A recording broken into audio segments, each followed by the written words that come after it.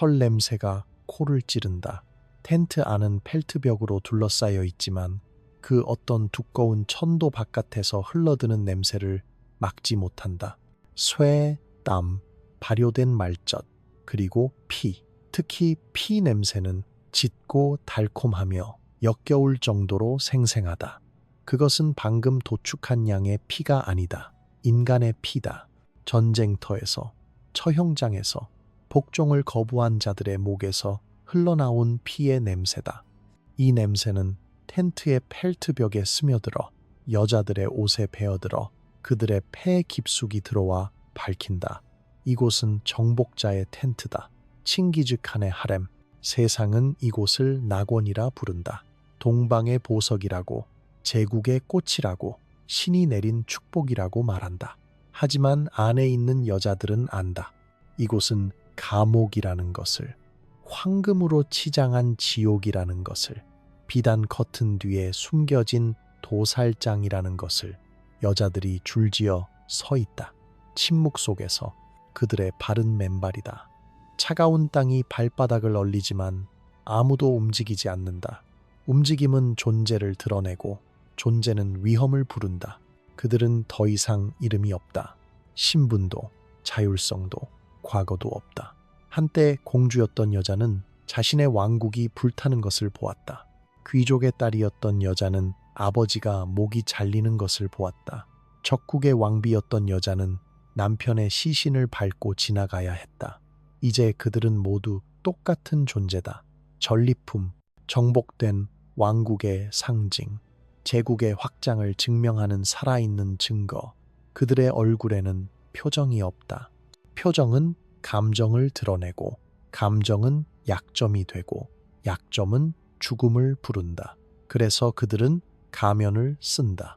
살가죽으로 만든 무표정이라는 이름의 가면을. 텐트 안은 의식처럼 정돈되어 있다. 구석에는 포도주 항아리가 놓여 있고 그 옆에는 황금잔들이 줄지어 있다. 잔의 표면에는 말을 타고 달리는 전사들이 새겨져 있다. 승리의 이미지다. 정복의 영광이다. 하지만 그 잔에 담기는 것은 포도주만이 아니다. 때로는 독이, 때로는 눈물이, 때로는 여자들이 토해낸 피가 담긴다.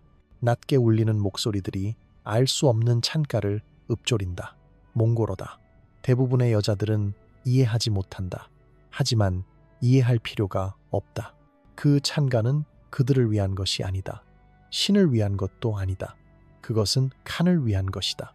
그의 권력을 축복하고 그의 정복을 찬양하고 그의 지배를 정당화하는 주문이다. 경비병들은 칼을 차고 그림자처럼 움직인다. 그들의 부츠는 가죽으로 만들어졌고 걸을 때마다 무거운 소리를 낸다. 쿵, 쿵, 쿵. 그 소리는 여자들의 심장 박동과 섞인다. 두려움의 리듬이다. 경비병들의 눈빛은 비어있다. 감정이 없는 게 아니라 감정을 죽인 눈빛이다. 그들은 여자들을 인간으로 보지 않는다. 가축으로 본다. 칸의 재산으로 본다. 지켜야 할 물건으로 본다. 여기서는 모두가 그렇게 살아남는다. 느끼지 않는 척, 보지 않는 척, 인간이 아닌 척. 두려움은 공기처럼 텐트를 채운다. 그것은 보이지 않지만 무겁다. 숨 쉴 때마다 목구멍을 조이고 폐를 짓누르고 심장을 얼린다. 여자들은 숨을 쉴 때마다 그것을 들이마신다. 누군가는 떨고 있다. 손가락이, 무릎이, 입술이 떨린다. 하지만 소리 내지 않는다. 이를 악물고 참는다. 소리를 내는 순간, 존재가 드러나는 순간, 끝이라는 걸 모두 알고 있다. 그래서 이곳의 여자들은 유령처럼 산다. 보이지만 보이지 않는, 살아있지만 살아있지 않은. 그들은 그림자가 되는 법을 배운다.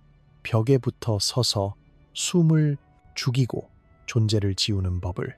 완벽한 투명함이 유일한 안전이다. 칭기즈칸의 하렘은 제국의 심장이자 동시에 무덤이다.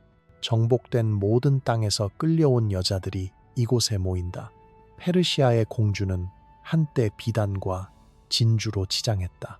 서하의 귀족은 실을 짓고 검은고를 탔다. 중앙아시아의 무용수는 왕들 앞에서 춤췄다. 하지만 이제 그들의 과거는 의미가 없다. 이곳에서 그들은 모두 같은 이름으로 불린다. 여자, 혹은 너, 혹은 아예 이름 없이 손가락질로만 지정된다. 그들은 각자의 언어로 기도하고 각자의 신에게 간청한다. 페르시아 여자는 조로아스터의 불을 떠올리며 속삭인다. 기독교인 여자는 십자가가 그려진 작은 천 조각을 품속에 숨기고 있다. 불교 신자는 관세음 보살의 이름을 마음속으로 외운다. 하지만 모든 기도는 같은 내용이다. 제발 살게 해주세요. 제발 오늘 밤은 저를 부르지 마세요. 제발 이 고통이 끝나게 해주세요. 신은 대답하지 않는다. 아니, 어쩌면 이것이 신의 대답인지도 모른다. 침묵이라는 이름의 거부가. 하지만 이곳에서는 아무도 자유롭게 떠나지 못한다. 하렘은 단순한 물리적 공간이 아니다. 그것은 제국의 상징이자 칸의 권력을 증명하는 살아있는 전시관이다. 여자들의 몸은 영토다. 정복당하고 소유되고 전시되는 그들의 침묵은 복종의 증거고 그들의 아름다움은 승리의 트로피다. 각 여자는 칸이 무너뜨린 왕국을 상징한다. 그녀가 존재하는 한, 그녀의 나라는 패배한 것이다. 텐트 안쪽에는 비단 쿠션이 놓여 있다. 붉은색, 금색, 청록색, 화려한 자수가 놓인 천들이 벽을 장식한다. 용과 호랑이, 독수리와 늑대가 실로 수놓아져 있다. 향이 피어오르고 촛불이 흔들린다. 겉으로 보면 호화롭다. 제국의 불을 과시하는 공간이다. 하지만 비단 아래에는 딱딱한 바닥이 있다. 차가운 땅이 여자들의 체온을 빼앗아간다. 향 뒤에는 피와 땀 냄새가 숨어 있다.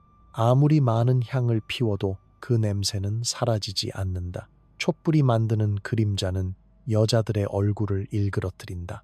빛이 아래에서 위로 비추면 아름다운 얼굴도 괴물처럼 보인다. 누가 아름답고 누가 추한지 구분할 수 없을 정도로 밤이 깊어지면 텐트 밖에서 발소리가 들린다. 무거운 부츠 소리, 쿵쿵쿵. 여자들의 등줄기에 식은땀이 흐른다. 심장이 빨라진다. 숨이 가빠진다. 누군가가 온다. 칸이 온다. 혹은 그의 장군이, 혹은 그가 선택한 누군가가. 문이 열리는 소리는 여자들에게 심판의 종소리처럼 들린다. 오늘 밤은 누구일까? 누가 선택될까? 누가 침묵 속에서 끌려나갈까? 여자들은 고개를 숙인다. 시선을 피한다. 선택받지 않기를 기도한다. 동시에 끔찍하게도 일부는 선택받기를 간절히 바란다. 왜냐하면 선택받는 것은 존재를 인정받는 것이고 쓸모가 있다는 증거이기 때문이다. 선택받는다는 것은 영광이 아니다. 저주다. 하지만 선택받지 않는다는 것도 안전을 의미하지 않는다. 쓸모 없어지는 순간 여자는 사라진다. 어디로? 아무도 묻지 않는다. 아무도 대답하지 않는다. 묻는 것 자체가 위험하다. 그저 어느 날 아침 한 자리가 비어 있을 뿐이다. 마치 그 여자가 처음부터 존재하지 않았던 것처럼 그녀가 사용하던 빛은 다른 여자에게 전달되고 그녀의 이불은 다시 개켜지고 그녀의 이름은 누구도 입에 올리지 않는다. 이곳은 공포가 사치로 위장한 곳이다. 황금빛 술잔에 담긴 독약이고 비단, 이불로 덮인 무덤이다. 여자들은 웃는 법을 배운다. 진심 없는 미소를, 입꼬리만 올라가고 눈은 죽어있는 미소를, 춤추는 법을 배운다. 영혼 없는 몸짓을. 몸은 움직이지만 마음은 어딘가 멀리 도망간 텅 빈 인형의 춤을 노래하는 법을 배운다. 의미 없는 가사를. 목소리는 나오지만 그 안에 자신은 없는 메아리 같은 노래를. 그렇게 그들은 살아남는다. 인간으로서가 아니라 사물로서, 장식으로서, 제국의 부속품으로서. 매일 아침 그들은 눈을 뜨고 생각한다. 오늘도 살아있구나. 그것이 축복인지 저주인지 더 이상 구분할 수 없다. 밤의 침묵은 무겁다. 텐트 안의 공기는 숨쉬기 힘들 정도로 짙다. 여자들은 서로를 바라보지 않는다. 눈을 마주치는 순간 고통이 공유되고 공유된 고통은 견딜 수 없기 때문이다. 한 사람의 고통은 참을 수 있다. 하지만 수십 명의 고통이 하나로 합쳐지면 그것은 무게를 이기지 못하고 무너진다. 그래서 그들은 각자의 어둠 속에 홀로 갇혀 산다. 수십 명이 함께 있지만 모두가 혼자다. 서로의 숨소리를 들으면서도 서로에게 말을 걸지 못한다. 옆 사람의 손을 잡고 싶어도 그럴 수 없다. 왜냐하면 연결은 위험이고 유대는 약점이고 동정은 반역이기 때문이다. 이것이 칭기즈칸의 하렘이다. 역사가 기록하지 않은 제국의 이면이다. 정복의 영광 뒤에 숨겨진 여자들의 침묵이다. 승리의 축제 뒤에 남겨진 부서진 영혼들의 무덤이다.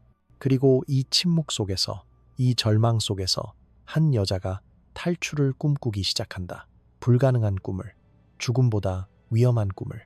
하지만 하렘의 진짜 공포는 첫날 밤에 있지 않다. 그것은 그 다음 날, 그리고 그 다음 날, 그리고 영원히 반복되는 일상 속에 숨어 있다. 공포가 일상이 되고 절망이 평범해지고 죽음이 친숙해지는 그 과정 속에 새벽은 새소리와 함께 오지 않는다. 채찍 소리와 함께 온다. 탁탁탁 가죽 채찍이 텐트 기둥을 때리는 소리. 일어나라. 목소리는 낮고 거칠다. 여자들은 잠에서 깬다. 아니, 정확히 말하면 잠에서 깨는 척한다. 대부분은 밤새 잠들지 못했다. 어떻게 잠들 수 있겠는가? 언제 끌려갈지, 언제 사라질지 모르는 곳에서 몽골 궁정의 아침은 겉으로 보면 아름답다. 하얀 유르트들이 초원에 줄지어 서 있고 그 위로 아침 햇살이 부드럽게 내려앉는다. 유르트의 천은 새하얀 펠트로 만들어졌고 그 가장자리에는 진홍색 실로 정교한 무늬가 수놓아져 있다. 멀리서 보면 마치 거대한 꽃밭 같다. 하얀 꽃잎에 붉은 선이 그어진 유르트 사이에는 황동 가마솥들이 놓여 있고 그 안에서는 아침 식사가 끓고 있다. 양고기 수프, 말젖으로 만든 치즈, 기장죽, 김이 모락모락 피어오르고 노간주나무를 태운 연기가 공기를 채운다. 그 냄새는 달콤하고 씁쓸하다. 마치 제국의 본질처럼. 하지만 이 아름다움은 거짓이다. 아니, 정확히 말하면 반쪽짜리 진실이다. 빛이 있는 곳에는 그림자가 있고 이 화려함 아래에는 엄격한 위계가 숨어 있다. 칼날처럼 날카로운 질서가 한 걸음이라도 벗어나면 피를 흘리는 여자들은 계급으로 나뉜다. 칸의 총애를 받는 여자들이 가장 위에 있다. 그들은 비단 옷을 입고 은 장신구를 걸고 다른 여자들에게 명령할 권리가 있다. 하지만 그들의 위치는 불안정하다. 모래 위에 세운 궁전처럼 칸의 마음이 바뀌는 순간 그들은 추락한다. 어제의 여왕이 오늘의 하녀가 되고 오늘의 하녀가 내일의 시체가 된다. 중간 계급은 가장 많다. 선택받기도 하고 버려지기도 하는 여자들. 그들은 회색 지대에 산다. 눈에 띄지도 않고 완전히 잊히지도 않는 그들의 하루는 기다림으로 채워진다. 부름을 기다리고 명령을 기다리고 죽음을 기다린다. 그리고 가장 아래에는 하녀들이 있다. 대부분은 한때 귀족이었던 여자들이다. 칸의 관심을 끌지 못했거나 혹은 나이가 들어 아름다움을 잃었거나 혹은 단순히 운이 나빴거나 그들은 하얀 옷 대신 회색 옷을 입고 은 장신구 대신 맨손으로 일한다. 하녀들의 아침은 고통으로 시작된다. 그들은 새벽 첫 빛이 뜨기 전에 일어나 물을 깃는다. 강까지 걸어가서 무거운 항아리에 물을 채워 언덕을 올라온다. 항아리는 너무 무거워서 어깨가 까진다. 피가 옷에 배어든다. 하지만 누구도 신경 쓰지 않는다. 피는 이곳에서 흔한 것이니까 물을 다 깃고 나면 불을 피운다. 말똥을 모아 건조시킨 것이 연료다. 그것을 태우면 독특한 냄새가 난다. 쓰고 매캐하고 코를 찌르는. 하지만 여자들은 익숙해졌다. 이곳에서는 모든 것에 익숙해져야 살아남는다. 아침 식사 준비가 끝나면 상위 계급 여자들이 일어난다. 그들은 느긋하게 일어나 얼굴을 씻는다. 하녀들이 데운 물로 향기로운 비누로, 부드러운 천으로 닦아낸다. 그리고 거울을 본다. 구리로 만든 거울에 비친 자신의 얼굴을 아직 아름다운지 확인한다. 아름다움이 유일한 무기니까, 유일한 생존 수단이니까. 식사 시간은 위계의 또 다른 표현이다. 칸과 그의 장군들이 먼저 먹는다. 큰 유르트 안에서 황금 접시에 담긴 음식을, 최고급 양고기, 신선한 채소, 멀리서 온 과일들, 그들의 웃음소리가 천막 밖까지 들린다. 포도주에 취한 소리, 농담 소리, 승리를 자축하는 소리. 그 다음은 상위 계급 여자들이 먹는다. 하지만 같은 유르트가 아니다. 옆에 작은 유르트에서 칸이 남긴 음식을 받아서 한 번 먹던 고기, 한 번 뜯던 빵, 한 번 마시던 포도주, 그들은 감사하며 먹는다. 이것이 특권이라는 것을 알기에 중간 계급은 그 다음이다. 그들은 더 작은 유르트에서 더 적은 음식을, 더 차가운 수프를 먹는다. 고기보다는 뼈가 많고, 빵보다는 기장이 많고, 포도주는 물로 희석되어 있다. 하지만 그들도 불평하지 않는다. 왜냐하면 하녀들은 이것조차 받지 못하니까. 하녀들은 마지막에 먹는다. 모두가 다 먹고 난 뒤에 남은 찌꺼기를, 가마솥 바닥에 눌러붙은 쌀을, 뼈에서 긁어낸 마지막 고기 조각을 그들은 서서 먹는다. 앉을 권리도 없다. 빨리 먹어야 한다. 왜냐하면 설거지가 기다리고 있으니까. 손목은 아프다. 매일 수십 개의 그릇을 씻다 보면 손목이 붓고 손가락 관절이 뻣뻣해진다. 물은 차갑다. 겨울에는 얼음장 같다. 하지만 그릇은 깨끗해야 한다. 조금이라도 기름때가 남아있으면 매를 맞는다. 등에, 손바닥에, 발바닥에, 어디든. 식사가 끝나면 오락 시간이다. 하지만 이것도 오락이 아니다. 또 다른 형태의 복종이다. 여자들은 춤을 춘다. 유르트 한가운데에서 칸과 장군들이 지켜보는 앞에서 음악이 흐른다. 북소리, 피리소리, 현악기의 떨림. 리듬은 빠르고 강렬하다. 여자들은 몸을 흔든다. 팔을 올리고 허리를 굽히고 발을 구른다. 그들의 움직임은 우아해 보인다. 하지만 그 안에는 영혼이 없다. 그들은 인형이다. 줄에 매달려 춤추는, 보는 사람을 즐겁게 하기 위해 존재하는. 춤은 여자들의 몸을 전시한다. 비단 옷은 얇아서 속이 비친다. 그것이 의도다. 복종과 육체를 동시에 보여주는, 우리는 당신의 것입니다 라고 말하는 무언의 선언이. 남자들은 웃으며 본다. 손뼉을 치고 소리를 지르고 품평한다. 저 여자는 허리가 좋군. 저건 다리가 너무 가늘어. 저 웃음은 가짜 같은데. 여자들은 듣는다. 모든 말을. 하지만 표정을 바꾸지 않는다. 계속 웃고 계속 춤추고 계속 존재하지 않는 척한다. 춤이 끝나면 포도주를 따른다. 무릎을 꿇고 고개를 숙이고 두 손으로 잔을 받쳐 올린다. 남자가 마신다. 입술이 잔에 닿았던 자리에 침이 묻어 있다. 여자는 그것을 닦고 다음 사람에게 간다. 이것이 하루다. 아침부터 밤까지 반복되는. 물 깃고 밥 짓고 설거지하고 춤추고 포도주 따르고 웃고 복종하고. 여자들은 자신의 삶을 살지 않는다. 누군가가 짜놓은 각본을 연기할 뿐이다. 그들은 글을 쓸 수 없다. 글은 금지되어 있다. 왜냐하면 글은 생각을 남기고 생각은 위험하니까. 그들은 가족에게 편지를 보낼 수 없다. 연락은 금지되어 있다. 왜냐하면 기억은 미련을 남기고 미련은 탈출을 꿈꾸게 하니까. 그들은 자신의 이야기를 할 수 없다. 말은 금지되어 있다.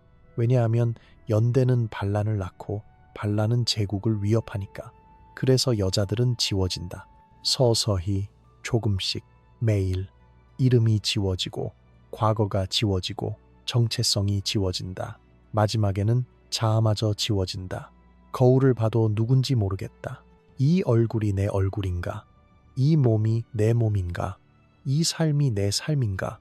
하지만 완전히 지울 수는 없다. 인간의 영혼을 아무리 억압해도 아무리 짓밟아도 작은 불씨는 남는다. 여자들은 작은 반항을 한다. 아무도 모르게 나무 기둥에 손톱으로 글자를 새긴다. 자신의 이름을, 고향의 이름을, 사랑했던 사람의 이름을. 그것은 작고 희미해서 누구도 알아보지 못한다. 하지만 그녀는 안다. 그리고 그것만으로도 충분하다. 어떤 여자는 돌멩이를 모은다. 강에서 주운 작은 돌을 옷 속에 숨긴다. 밤마다 그것을 만지며 기도한다. 돌의 차가움이 그녀를 현실로 돌아오게 한다. 나는 살아있다. 나는 아직 느낄 수 있다. 나는 아직 인간이다. 또 다른 여자는 노래를 기억한다. 엄마가 불러주던 자장가를 목소리 내지 않고 마음속으로만 부른다. 멜로디가 흐르면 눈물이 난다. 하지만 울지 않는다. 눈물조차 사치니까, 들키면 약점이 되니까. 이것이 하렘의 진짜 모습이다. 화려한 겉모습 뒤에 숨겨진, 황금빛 질서 뒤에 가려진, 웃음 뒤에 숨겨진 비명들, 어둠 속의 작은 불씨들, 꺼질 듯 꺼지지 않는 이 지옥에도 선생이 있다. 늙은 여자들. 한때 칸의 총애를 받았지만 이제는 나이가 들어 침대가 아닌 다른 방식으로 쓸모를 증명해야 하는 여자들. 그들은 과부가 된 후궁들이다. 칭기즈 칸의 아버지 혹은 형제 혹은 경쟁자였던 칸들의 여자였던, 전쟁에서 남편이 죽자 승자에게 상속된 몽골의 전통이다. 죽은 칸의 재산은 모두 승계자에게 간다. 땅도, 가축도, 여자들도. 늙은 과부들은 죽임을 당하지 않는다. 대신 살아있는 경고로 사용된다. 봐라, 이것이 너희의 미래다. 그들의 주름진 얼굴, 구부정한 등, 떨리는 손, 모두가 시간이 여자들에게 무엇을 하는지 보여주는 증거다. 하지만 이 늙은 여자들은 단순한 경고가 아니다. 그들은 선생이다. 생존의 기술을 가르치는, 어떻게 무릎을 꿇어야 무릎이 덜 아픈지, 어떻게 웃어야 진심처럼 보이는지, 어떻게 울음을 삼켜야 목이 메지 않는지, 어떻게 존재하되 존재하지 않는 척 해야 하는지. 가장 나이 많은 여자는 툴룬이라 불린다. 실제 이름인지 별명인지 아무도 모른다. 그녀는 50년 넘게 하렘에서 살았다. 3명의 칸을 섬겼다. 그녀의 얼굴은 가죽처럼 주름졌고 목소리는 갈라진 나무처럼 거칠다. 하지만 눈빛은 날카롭다. 살아남은 자의 눈빛이다. 툴루는 새로운 여자들을 교육한다. 첫날부터 귀를 열어라. 그녀가 말한다. 눈은 감아도 되지만 귀는 열어둬야 한다. 발소리를 들어라. 무거운 발소리는 칸이다. 빠른 발소리는 장군이다. 조심스러운 발소리는 경비병이다. 발소리만 들어도 누가 오는지 알아야 한다. 웃는 법을 배워라. 툴룬이 계속한다. 하지만 너무 크게 웃지 마라. 크게 웃으면 주목받는다. 주목받으면 시험당한다. 시험당하면 실패한다. 작게, 부드럽게, 마치 바람처럼 웃어라. 있지만 없는 것처럼. 절대 다른 여자를 믿지 마라. 이것이 가장 중요한 교훈이다. 친구가 되고 싶어도 되지 마라. 왜냐하면 오늘의 친구가 내일의 고발자가 되니까. 칸의 총애를 받고 싶은 여자는 너를 밟고 올라선다. 하녀로 떨어지고 싶지 않은 여자는 너를 밀어낸다. 여기서는 모두가 적이다. 젊은 여자들은 듣는다. 눈물을 흘리며. 하지만 툴루는 동정하지 않는다. 울지 마라. 눈물은 약함의 표시다. 약하면 먹잇감이 된다. 눈물을 삼켜라. 목구멍 깊숙이. 밤에 혼자 있을 때 이불 속에서 울어라. 하지만 낮에는 절대 울지 마라. 또 다른 늙은 여자는 바툴이다. 그녀는 한때 서하 왕국의 공주였다. 지금은 등이 굽고 손가락이 관절염으로 뒤틀렸다. 하지만 그녀는 예법을 가르친다. 어떻게 차를 따르는지, 어떻게 음식을 올리는지, 어떻게 침묵 속에서 시중을 드는지. 모든 동작은 의미가 있다. 바툴이 말한다. 잔을 들 때는 두 손으로, 한 손은 물에다. 음식을 올릴 때는 고개를 숙여라. 눈을 마주치지 마라. 눈 마주침은 도전이다. 걸을 때는 소리 내지 마라. 발소리는 존재를 드러낸다. 유령처럼 움직여라. 여자들은 매일 연습한다. 무릎 꿇는 법을, 일어서는 법을, 고개 숙이는 법을, 미소 짓는 법을. 모든 것이 계산되어야 한다. 자연스러워 보이되 완벽하게 통제되어야 한다. 한 번의 실수, 한 번의 부주의, 한 번의 망설임, 그것이 죽음과 생존을 가른다. 하지만 이 교육의 진짜 목적은 다른 데 있다. 그것은 여자들을 길들이는 것이다. 저항을 불가능하게 만드는 것이다. 매일매일 규칙을 따르게 하고 복종을 연습하게 하고 자아를 지우게 한다. 의식처럼, 주문처럼, 세뇌처럼. 칭기즈칸의 지배는 무력만으로 이루어지지 않는다. 그것은 심리적이다. 그는 여자들이 탈출을 꿈꾸지 못하게 만든다. 어떻게? 희망을 주지 않음으로써. 매일 같은 일과 같은 규칙, 같은 공포, 시간이 멈춘 것 같은 느낌. 어제도 오늘도 내일도 똑같다. 그래서 여자들은 포기한다. 변화를, 자유를, 미래를. 의식이 중요하다. 아침의 채찍 소리, 식사의 순서, 춤의 리듬, 포도주를 따르는 방법. 모든 것이 정해져 있다. 왜? 왜냐하면 의식은 예측 가능성을 만들고 예측 가능성은 통제를 만들고 통제는 복종을 만들기 때문이다. 여자들은 생각할 시간이 없다. 다음에 무엇을 해야 하는지만 생각한다. 그렇게 그들은 로봇이 된다. 명령을 기다리는. 칸의 부인들은 제국 질서의 연장이다. 그들은 완벽해야 한다. 머리 한, 옷 한 자락, 표정 하나. 모든 것이 제국의 위험을 반영해야 한다. 그들은 걷는 광고판이다. 봐라, 몽골 제국이 얼마나 강력한지. 가장 아름다운 여자들이 칸을 섬긴다. 하지만 완벽함은 고문이다. 항상 긴장하고, 항상 조심하고, 항상 두려워해야 한다. 머리카락이 흐트러지면, 옷에 얼룩이 생기면, 미소가 늦으면 작은 실수가 큰 재앙을 부른다. 그래서 여자들은 숨도 제대로 쉬지 못한다. 숨소리조차 조심스럽게. 완벽함 뒤에는 트라우마가 숨어 있다. 툴룬의 주름은 단순한 노화가 아니다. 그것은 50년간의 두려움이 새겨진 것이다. 바툴에 떨리는 손은 관절염이 아니다. 그것은 평생 긴장한 결과다. 늙은 여자들의 몸은 고통의 지도다. 매에 맞은 자국, 화상 자국, 손톱으로 핥힌 자국, 모두 과거의 증거다.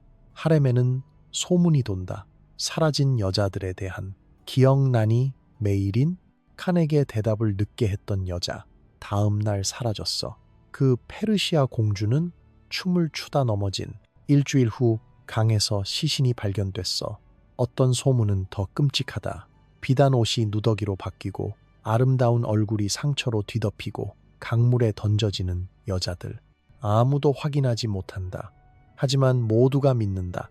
왜냐하면 이곳에서는 모든 끔찍한 것이 가능하니까. 모든 보석 뒤에는 멍이 있다. 툴룬이 말한다. 그녀는 자신의 목걸이를 만진다. 은으로 만든 터키석이 밝힌. 이걸 봤던 날 나는 채찍을 맞았어. 열대. 포도주를 엎질렀다는 이유로. 그 다음 날 칸이 이걸 줬지. 보상으로? 아니, 소유의 표시로. 너는 내 것이다. 때릴 수도 있고 선물할 수도 있다. 그런 의미였어. 젊은 여자들은 공포에 질려 듣는다. 어떤 이는 울고 어떤 이는 무너진다. 하지만 툴루는 계속한다. 두려워하는 건 좋다. 두려움은 너를 살아있게 한다. 하지만 두려움에 굴복하지 마라. 마음 한구석에 불씨를 남겨둬라. 작은 것이라도 그게 너를 인간으로 만든다. 하지만 그 불씨를 어떻게 지킬 것인가? 매일 물을 끼얹는 곳에서, 매일 짓밟히는 곳에서 대답은 없다. 툴룬도 모른다. 그녀는 그저 살아남았을 뿐이다. 어떻게? 영혼의 일부를 죽임으로써. 두려움은 제국을 만든다. 보이지 않는 제국을. 감옥보다 강한. 왜냐하면 이 제국은 여자들의 마음속에 있기 때문이다. 그들은 도망칠 생각조차 하지 못한다. 왜? 도망쳐서 어디로 가겠는가? 초원은 넓고 추격자는 빠르고 처벌은 끔찍하다. 그래서 여자들은 스스로의 감옥을 만든다.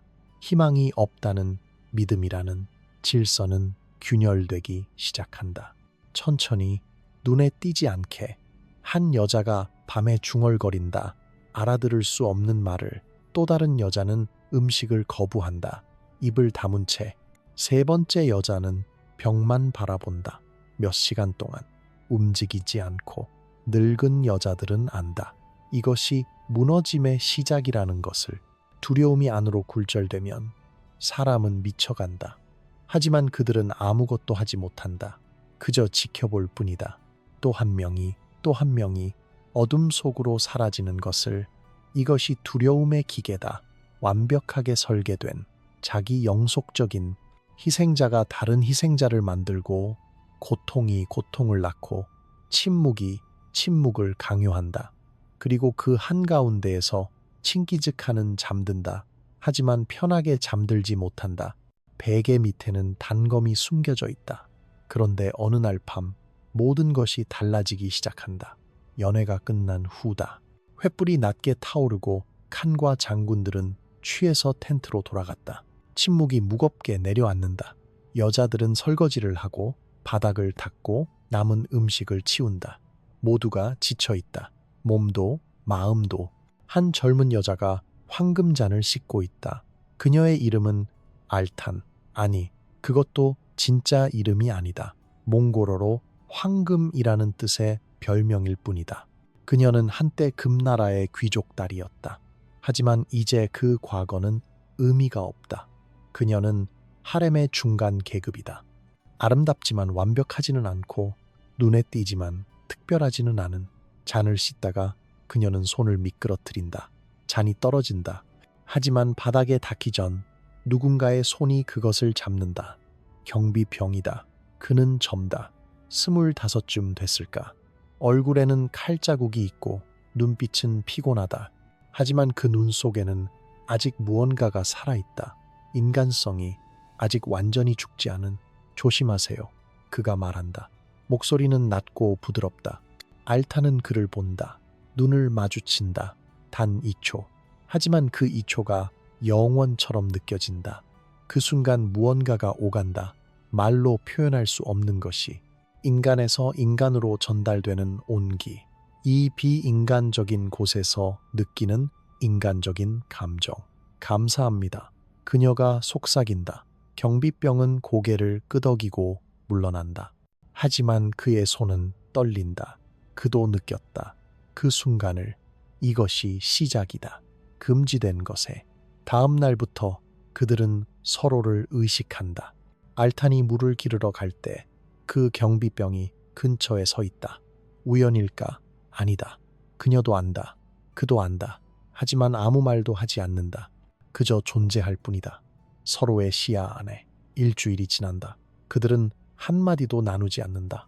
하지만 침묵 속에서 대화가 이루어진다.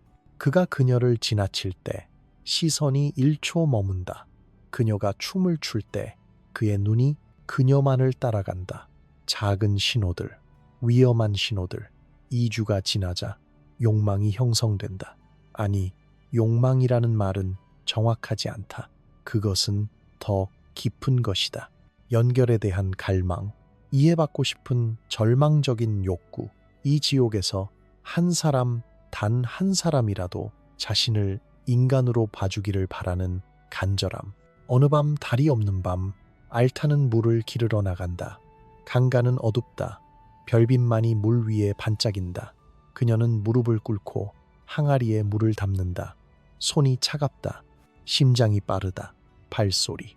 그녀는 돌아본다. 경비병이다. 그가 천천히 다가온다. 혼자 나오면 위험합니다. 그가 말한다. 하지만 목소리에는 다른 의미가 담겨 있다. 알아요. 그녀가 대답한다. 하지만 혼자 있고 싶어요. 잠깐이라도. 침묵. 강물 흐르는 소리만 들린다. 저도 그래요. 그가 고백한다. 혼자 있고 싶을 때가 있어요. 아니, 정확히는 사람으로 대접받고 싶을 때가. 알타는 그를 본다. 정면으로. 이제 숨기지 않는다. 당신도 사람인가요? 그녀가 묻는다. 전 이곳에서 너무 오래 있어서 사람이 뭔지 잊어버렸어요. 저도요. 그가 웃는다. 슬픈 웃음이다. 전 이름도 잊어버렸어요. 사람들은 저를 3번 경비라고 부르죠. 전 알탄이에요. 아니, 그것도 가짜예요. 진짜 이름은 그녀는 멈춘다. 진짜 이름을 말하는 순간 과거가 돌아온다. 그리고 과거는 너무 아프다. 말하지 않아도 돼요. 그가 속삭인다. 우리 여기서 그냥 사람이 되면 안 될까요? 이름 없이, 과거 없이, 그냥 이 순간만. 그녀는 고개를 끄덕인다. 눈물이 난다. 하지만 슬픈 눈물이 아니다. 안도의 눈물이다. 누군가 자신을 이해한다는 것, 누군가 같은 고통을 느낀다는 것, 그것만으로도 구원이다. 그들은 손을 잡지 않는다. 키스하지 않는다. 그저 함께 서 있을 뿐이다. 강물을 보며, 별을 보며, 침묵 속에서 서로의 존재를 확인하며. 다시 만날 수 있을까요? 그녀가 묻는다. 위험해요. 그가 대답한다. 알아요. 들키면 우리 둘 다 죽어요. 알아요. 침묵. 그래도 그가 말을 잇는다. 3일 후 같은 시각. 여기서 그녀는 고개를 끄덕인다. 그렇게 비밀이 시작된다. 위험한 비밀이, 죽음을 부르는 비밀이. 하지만 동시에 유일한 희망이기도 한 이 어둠 속에서 그들이 찾은 작은 빛, 불가능한 빛. 하지만 비밀은 완벽하게 숨겨지지 않는다. 작은 흔적들이 남는다.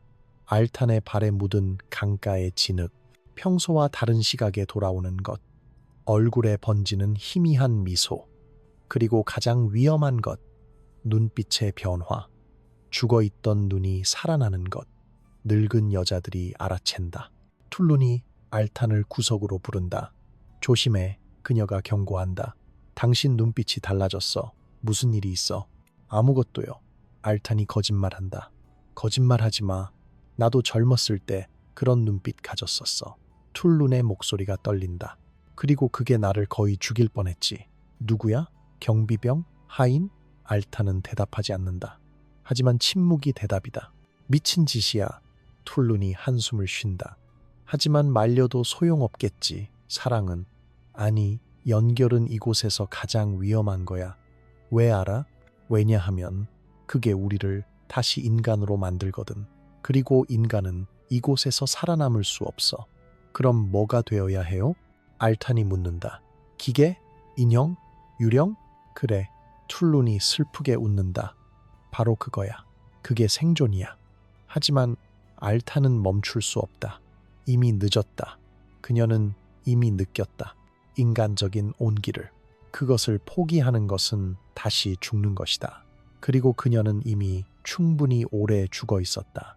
질서를 깬 속삭임. 그것이 이미 시작됐다. 폭풍이 온다. 실제로 폭풍이 온다. 하늘이 검게 변하고 바람이 유르트를 흔들고 천둥이 초원을 가른다. 하지만 진짜 폭풍은 텐트 안에서 일어난다. 그날 밤 칭기즈칸은 기분이 나쁘다. 전쟁 소식이 좋지 않다. 서쪽 전선에서 저항이 거세다. 그의 장군 하나가 전사했다. 칸은 포도주를 마신다. 한 잔, 두 잔, 10잔. 취기가 올라오지만 분노는 가라앉지 않는다. 더 그가 소리친다. 포도주를 더 가져와. 여자들이 움직인다. 빠르게, 조용히. 알탄이 포도주 항아리를 든다. 손이 떨린다. 왜? 오늘 밤 그녀는 경비병과 만날 예정이었다. 하지만 이 폭풍 때문에, 칸의 분노 때문에 모든 것이 틀어졌다. 그녀는 칸 앞에 무릎을 꿇는다. 잔에 포도주를 따른다. 하지만 손이 떨려서 포도주 몇 방울이 바닥에 떨어진다. 작은 실수다. 평소 같으면 눈치채지 못할. 하지만 오늘은 아니다. 칸의 눈이 그녀를 본다. 손이 왜 떨리느냐?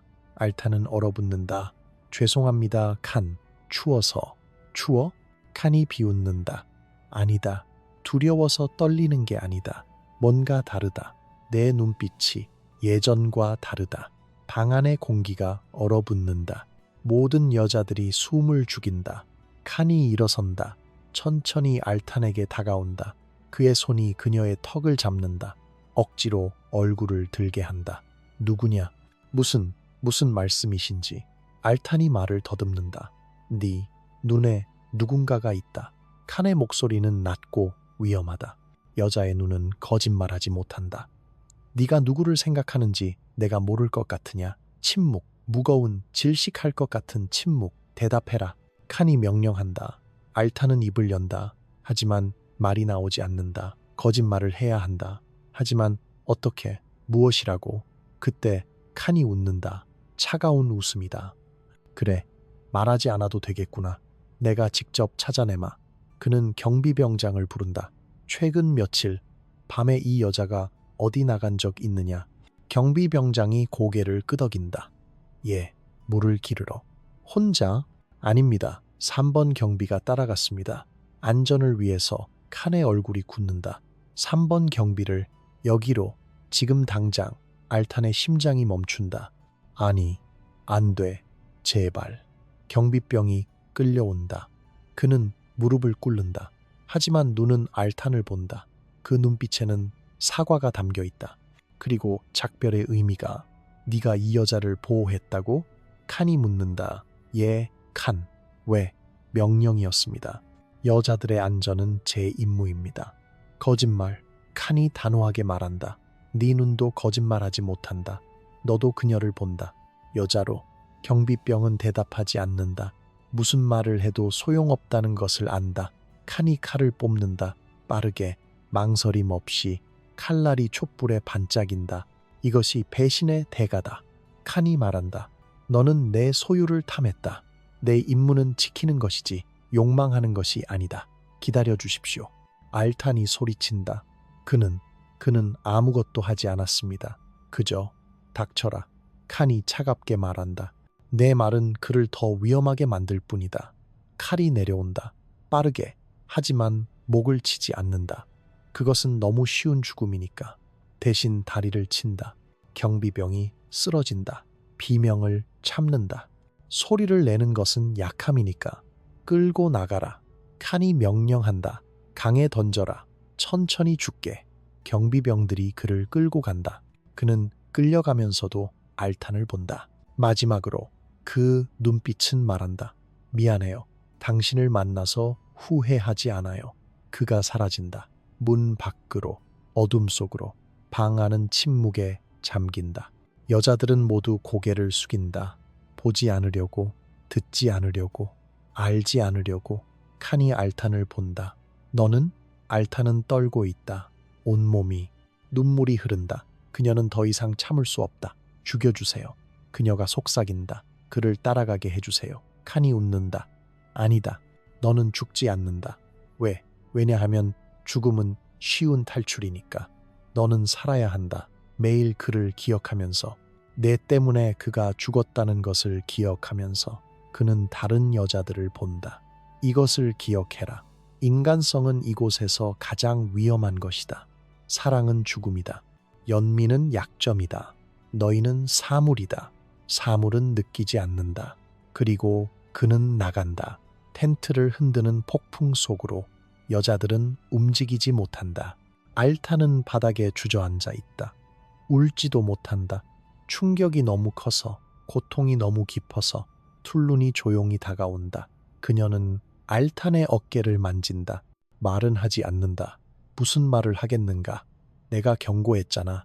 그것은 너무 잔인하다. 괜찮아? 그것은 거짓말이다.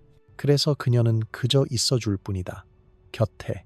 침묵 속에서 밤이 깊어진다. 폭풍은 계속된다. 천둥이 치고 번개가 번쩍이고 비가 텐트를 때린다. 하지만 그 어떤 소리도 알탄의 귀에 들리지 않는다. 그녀는 다른 소리를 듣는다. 강물 소리를, 익사하는 소리를, 마지막 숨소리를. 아침이 온다. 폭풍은 지나갔다. 하지만 텐트 안의 공기는 여전히 무겁다. 여자들은 일어나 일을 한다. 하지만 아무도 말하지 않는다. 아무도 웃지 않는다. 아무도 눈을 마주치지 않는다. 질서는 회복됐다. 공포는 재확립됐다. 그리고 교훈은 분명하다. 인간성은 배신이다. 제국 안에서 인간으로 남으려는 시도는 죽음을 부른다. 알타는 여전히 살아있다. 하지만 그녀 안에 무언가는 죽었다. 영원히. 배신 이후 하렘은 변한다. 공포는 이미 있었다. 하지만 이제는 편집증이 추가된다. 경비병들이 2배로 늘어난다. 그들은 밤낮으로 순찰한다. 여자들의 모든 움직임을 감시한다. 항상 누군가 보고 있다. 여자들은 더 이상 밤에 밖으로 나갈 수 없다. 텐트 안에 갇힌다. 문자 그대로. 음악이 사라진다. 춤도 줄어든다. 칸은 더 이상 오락을 원하지 않는다. 표현은 감정을 드러내고 감정은 위험하다. 여자들은 그저 존재할 뿐이다. 조용히 보이지 않게. 장신구도 빼앗긴다. 은 팔찌, 비단 리본, 구리 귀걸이 모두 회수된다. 여자들은 이제 똑같은 회색 옷을 입는다. 구분할 수 없게 매일이 똑같다. 일어나고 일하고 잠든다. 반복, 끝없는 반복. 시간은 흐르지만 아무것도 변하지 않는다. 여자들은 기계가 된다. 완전히. 하지만 기계도 고장난다. 한 여자가 말을 멈춘다. 완전히. 일주일 후 그녀는 사라진다. 또 다른 여자는 벽을 긁는다. 손톱으로. 밤마다. 피가 나도 멈추지 않는다. 그녀도 결국 사라진다. 세 번째 여자는 혼자 웃는다. 미친 웃음을. 다른 여자들은 그녀를 피한다. 하렘은 메아리 방이 된다. 절망에 탈출구가 없다. 여자들은 서로를 멀리한다.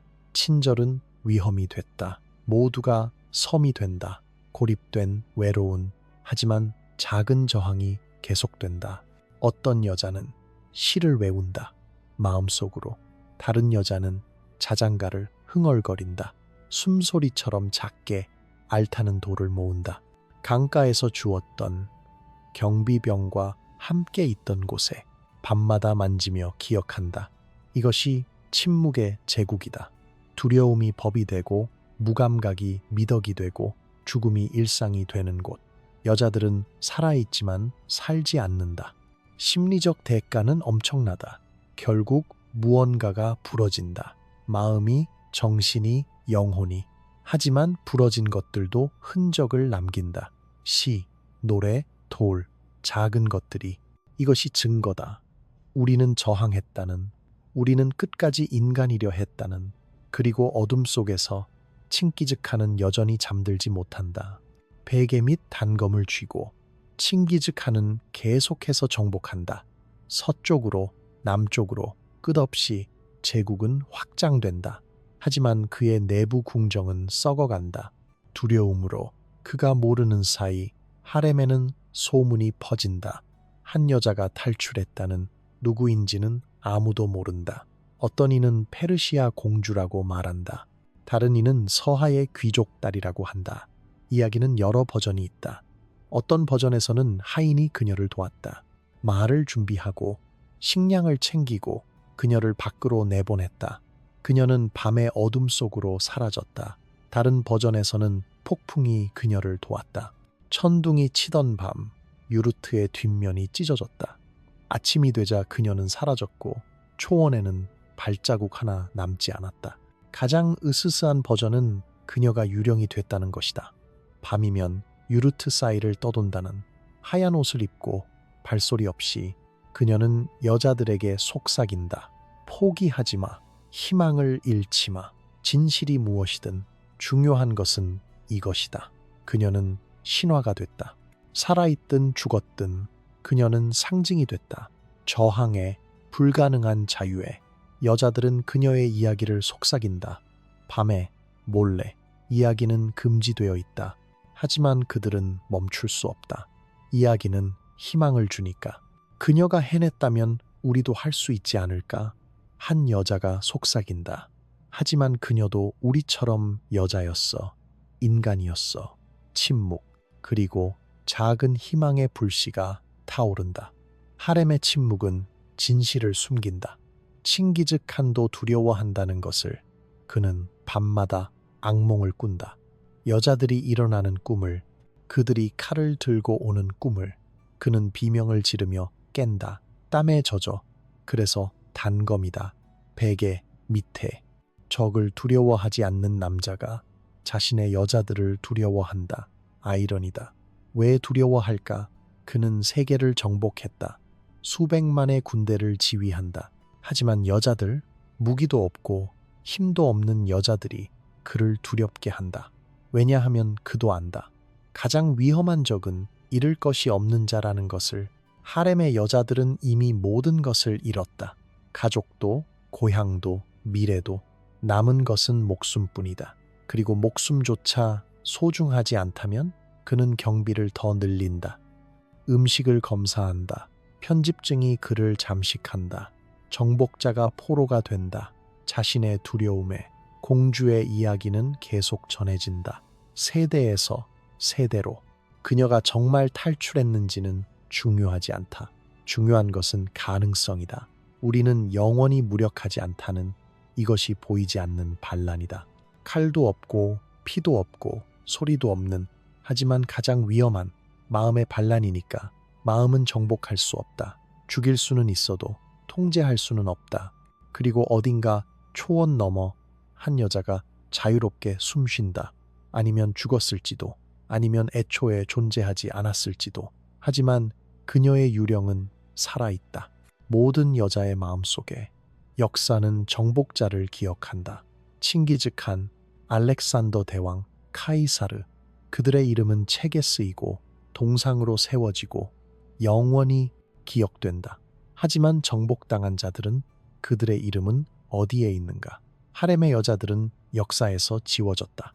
공식 기록에는 그들이 없다. 몽골 연대기는 칸의 승리를 찬양하지만 그의 텐트 안에서 울던 여자들은 언급하지 않는다. 페르시아 역사서는 전쟁을 기록하지만 전쟁의 전리품이 된 여자들은 기록하지 않는다. 하지만 그들은 흔적을 남겼다. 작은, 거의 보이지 않는 노래로, 자수로, 속삭임으로. 어떤 고고학자들은 몽골 유적지에서 이상한 것을 발견한다. 텐트 기둥에 새겨진 글자들, 너무 작아서 읽기 힘든, 알 수 없는 언어로 쓰인. 하지만 전문가들이 해독하면 그것은 이름이다. 여자들의 이름이. 잊히지 않으려는 필사적인 시도. 또 다른 유적에서는 천 조각이 발견된다. 비단의 수놓아진 시가 페르시아어로, 중국어로, 위구르어로. 내용은 슬프다. 고향에 대한 그리움, 자유에 대한 갈망, 사라진 사랑에 대한 애도. 이것은 공식 예술이 아니다. 숨겨진 예술이다. 밤에 몰래 눈물로 수놓은. 민속학자들은 중앙아시아의 오래된 자장가를 수집한다. 그 노래들은 이상하다. 표면적으로는 아이를 재우는 노래지만 가사를 자세히 보면 다른 의미가 있다. 잠들어라. 언젠가 깨어나리. 꿈꾸어라. 자유를. 기억해라. 네가 누구인지. 이것은 단순한 자장가가 아니다. 저항의 암호다. 세대에서 세대로 전해진. 이 조각들이 공식 역사보다 더 크게 말한다. 왜냐하면 이것은 진실이니까. 장식되지 않은, 미화되지 않은 고통의 날 것 그대로의 기록이. 우리는 묻는다. 그들은 자유를 꿈꿨을까? 당연히 꿨다. 매일 밤마다. 그들은 탈출을 상상했을까? 끊임없이. 비록 불가능해도 그들은 복수를 원했을까? 어떤 이는 그랬을 것이다. 하지만 대부분은 단순히 원했다. 인간으로 대접받기를, 이름으로 불리기를, 사랑하고 사랑받기를. 이야기는 여기서 끝난다. 하지만 메시지는 계속된다.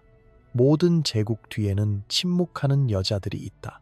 로마의 노예들, 오스만의 하렘, 식민지의 위안부들. 그들의 이름은 지워졌지만 그들의 고통은 남아있다. 땅에, 돌에, 우리의 집단 기억에.